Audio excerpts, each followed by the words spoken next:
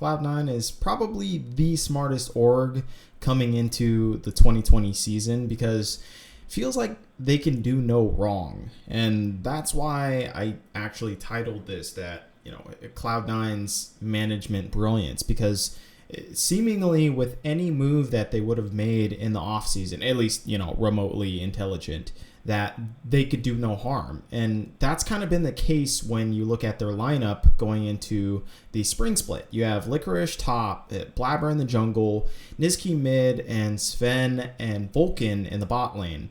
And now looking at this lineup, you're just like, okay, yeah, there are some pretty notable names on there, and they should, at bare minimum, be fourth, maybe, within the entire league, right? So just looking at it on paper, you can find that whatever voodoo magic that Jack did in terms of trading contracts and whatnot, or having players get bought out, such as Svenskeren, he probably made quite a bit of profit when it came to the 2020 season. So I think he's just a really intelligent guy when it comes to letting go of players based on how much value that he can get from the buyout versus how much value that they would bring into his team if he were to keep that player. So I think it was just the smartest move selling Svenskeren, and also coincidentally not paying the incredible hefty fee that Sneaky would command.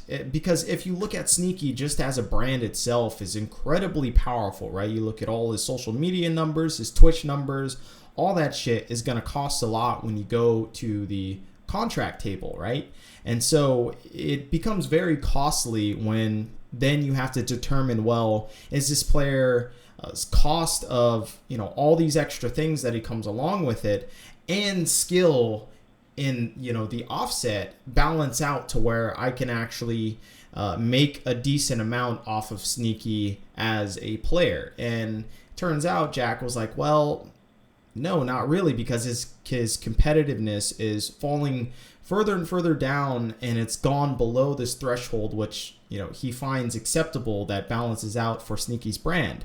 So I think this is probably a pretty good move. You're going to have to do it at the end of the day, no matter what, whether it have been this year or next year, it was going to happen eventually, right?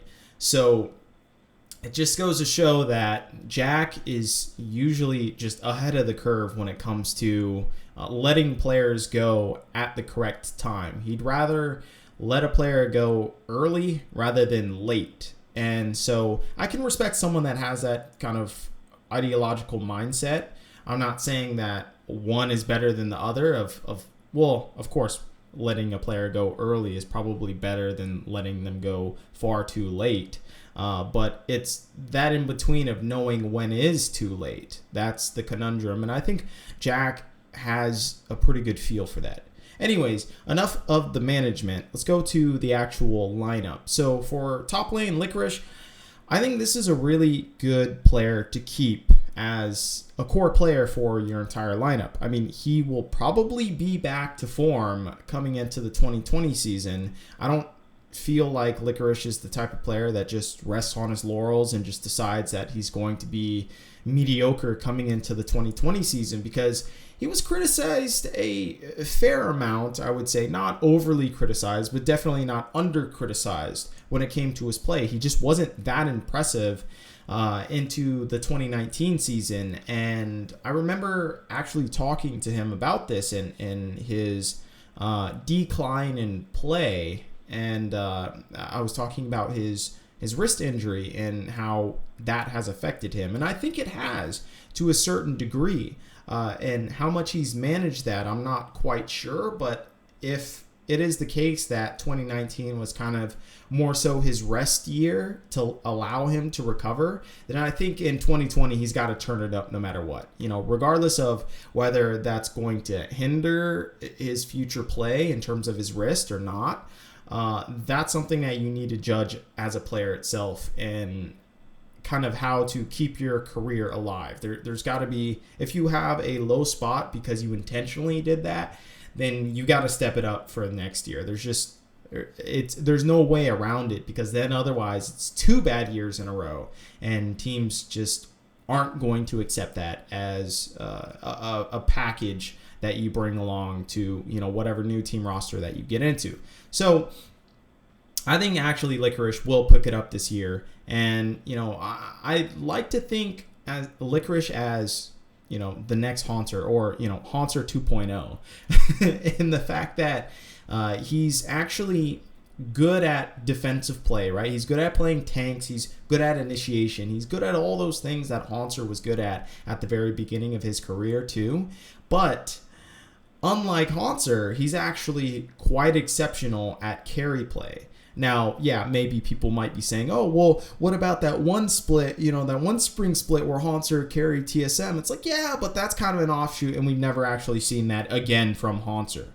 So, yeah, there are instances of brilliance from Haunter when it came to carry play, but I think we've actually seen more types of brilliance, or more instances of brilliance from Licorice when it comes to carry play, and also an investment of resources from his entire team in order to carry, which Haunter really never had that instance of a lot of resources being given to him. Now, there were some circumstances to where he would get resources just of his own volition, right, of creating leads by himself, but it really wasn't ever a concerted effort to actually give Haunter resources. And I think that's a very big thing, and I think that is what has empowered Licorice's career, is that his teammates actually trust him in order to carry the game. Now, that wasn't the case in 2019, and I wish he would have gotten a little bit more leverage in order to carry.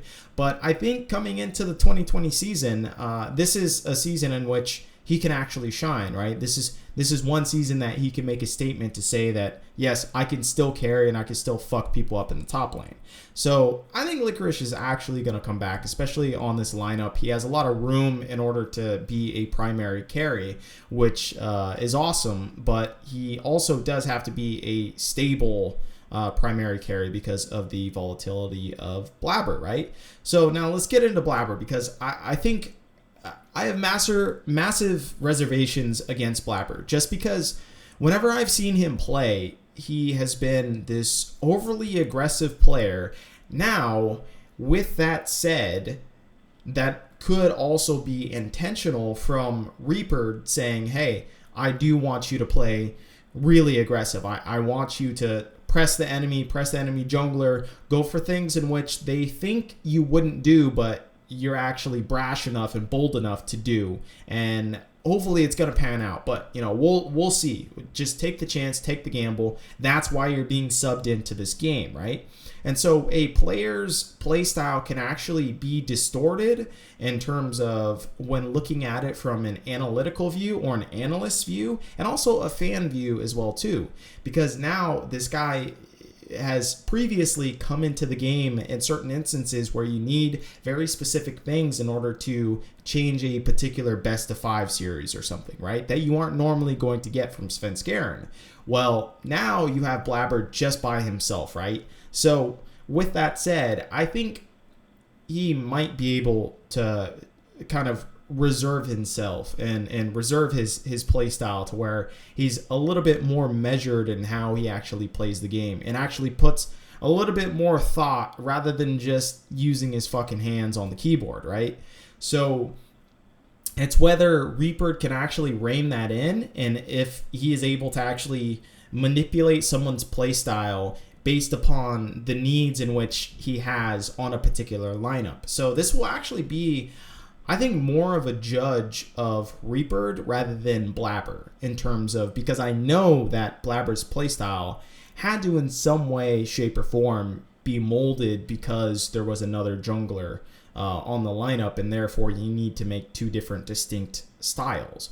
So now Blabber is going to have to be this all-in-one jungler. So I'm excited to see how Reaper handles that.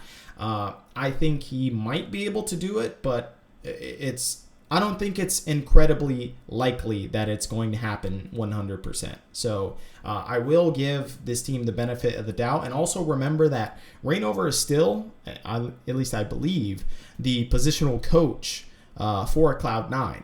So that also means that, you have the intelligence of a veteran jungler like Reignover, who is able to have this cerebral mindset of planning routes, determining exactly the routes of enemy junglers, which is what he was incredibly good at and by far his best skill. So if he can transfer that over to Blabber as a jungler, then I feel like Blabber is going to be in a pretty good position in order to be the primary jungler for Cloud9. So now we have Niski. Niski, I wasn't really high on. I wasn't very impressed with him in 2019. Yeah, he had some spurts and some moments, and Spring Split, is always fuzzy when you're looking at a player from an analytical view going into the next season, right? So I think with that, there's obviously some recency bias of looking at him in the summer split. But overall, I wasn't impressed by what he was supposed to be. Like the actual expectations of Niski was he's going to come in here, he's going to smash fucking other mid laners, and he's just going to be like the next coming of fucking Bjergsen and Jensen. But from what I saw, he just wasn't that. And so I hope that he steps up, and I hope he plays a little bit more aggressive than he showed within his 2019 season. And I feel like he's not really going to have the room to do that because of Blabber and Blabber's aggression. And so funnily enough, is that the jungler is supposed to be the person that puts out multiple different fires within all of his laners and patching everything up and making sure that the ship actually gets across the fucking ocean.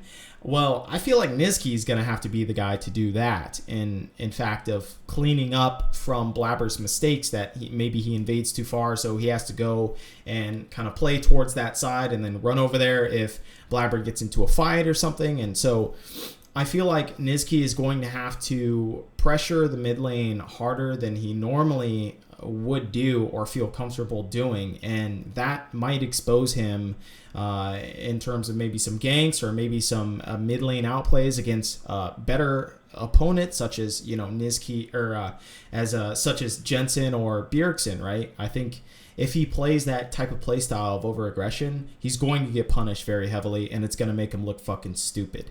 And so that's the thing that I'm worried about. Hopefully that doesn't happen. Hoping for the best for Niski, but in all honesty, I actually think that's gonna fucking happen. So with the bot lane, Sven and Vulcan. Now these two are probably one of the more, I guess, unexpected duos when it comes to the bot lane for at least Cloud9, right? Cloud9 has been playing with Sneaky for like maybe 5 years, I think 6 years, something like that. So it's going to be a really big change of pace of not having that really large veteran presence in the bot lane for Cloud9, that very familiar and reassuring voice. So it's just going to be something entirely different, especially when it comes to a European ADC too. As people have been saying, Europeans are more I guess, blunt and expressive in terms of how they want to play the game. And so maybe that will actually be good for Sven, bringing that into the lineup. But we'll see how he interacts with Vulcan, because Sven has a lot to prove this year, right? He was complete failure in TSM, just wasn't working. Obviously wasn't his same when he wasn't with Mithy either. So it was just a lot of hodgepodge shit that you wouldn't expect from someone who was EU LCS champion, right? So Sven has a lot to prove. Then, of course, you have Vulcan, who looked like one of the better supports of last year entirely. I would say he was like top 3 going into the end of the summer split. So he's definitely proven that he is a very capable support. But as for this bot lane's playstyle, it's kind of hard to tell given how bad Sven was, to be honest, and how somewhat new Vulcan is, right? Because Vulcan has only played with the likes of Apollo, Cody Sun, and a little bit with Piglet during his start. And so you just have this style that was very set in its ways with Apollo, right? And then you have this pretty somewhat aggressive ADC in Cody Sun, and now you're switching all the way to Sven, which at this point, I am not actually sure what Sven's style is. Before, I would say that he was a very reactive ADC in terms of that he will play out the lane state. If a opponent fucks up, badly enough at least, then he will try and go for that punishment. But in terms of small micro mistakes that maybe an ADC might make, he won't actually go for that punishment. He'll just play it safe and kind of play out the lane phase and then go towards the team fight phase to where maybe he can function a little bit better, but also that he needs a very protective support behind him. We do know that Vulcan likes to play these initiation champions such as Alistair, Braum, or Khan. He's very good at initiating for his team, which means that he's probably also a very vocal support player. Now, contrasting with Mithy, he always played the protect the ADC type supports, such as Tom or Thresh, Lulu, of course, if we're going back even further. Even Braum, to some extent. Braum is one of those support champions in which you can actually play initiation, or you can play protect the ADC type style. He's very versatile support player, or support champion. But, so these are two very different style support players. And I don't think a lot of people notice that when they look at this initial bot lane composition of Sven and Vulcan. So I'm interested to see exactly how they mesh together and if Sven can actually play with a different play style that's more initiation heavy, such as Vulcan. So we'll see how that plays out. I actually don't have that high of hopes that Sven will be able to do this, especially coming off of his 2019 year and, of course, his 2018 year as well, too, which 2019 wasn't that much better than his 2018. So overall, I think this team's playstyle is very versatile, actually, because you can almost play through any lane, maybe not the bot lane, unless, of course, Vulcan plays to the high level that he was playing in 2019. And so with Nizki, obviously going to have to play somewhat aggressive to match Blabber's aggression, but then also top lane, I think Licorice will come back into form, and Blabber isn't as big of a liability as one might first think, right, with his very aggressive playstyle, because mid and top can get their own advantages because they are strong enough players to do that. So you do have enough firepower on this team, so I'm not concerned about that. But I am concerned about how the mid-jungle duo will work out, and the bot and support duo will work out too in terms of playstyle. I think that there's going to have to be a lot of give and take when it comes to meshing both of those two different lanes playstyles together. I think they'll have a lot of initial apprehension as to what main characteristics that they keep, especially the bot lane. So I'm excited to see how Cloud9 shapes up in terms of just their entire team play style and their team roster play style. But I still do think that Cloud9 will get into playoffs completely 100%. But as to how far that they'll make it, whether they'll actually make it into the finals of Spring Split, I have a lot of apprehension against that. And I'm actually doubting that they will, because there will be a lot of problems to solve in terms of playstyle, and I just don't think that they can do that in a short time span of just one split. So maybe we'll see how this team works out into the summer split, but coming into spring, I expect them to at least get into playoffs, maybe make a semifinals run, but anything other than that, I think they're actually going to run into the conundrum of determining what playstyle that they want heavily as an influence within their entire team roster and firepower.